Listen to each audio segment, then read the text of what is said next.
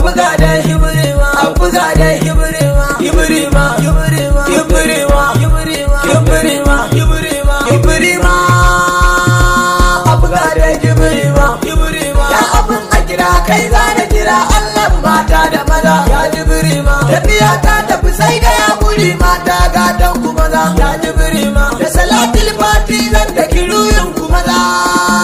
Sai kun ba hakuri. Ya Ibrima, baban Fatima Zara abun alfahari. Ya Ibrima, daga kai sai Allah Ahmadu sarkin hakuri. Ya Ibrima, hadiya Fatima Zara na yarda da ke. Ya Ibrima, ko zan Allah ka na yarda alani da ke. Ya Ibrima, da dabino da gaban Fatima ko kuma a dagu. Ya Ibrima, da ayi riga ko zan mutu Allah ya gasan Fatima na yarda da ku. Ya Ibrima, ki saka man hannu Fatima baila ta fashe in zo in sadi da ku. Ya neman ludubi. Ya Ibrima, da yake kawo kukansa a fadar ka da manyan harafi. Ya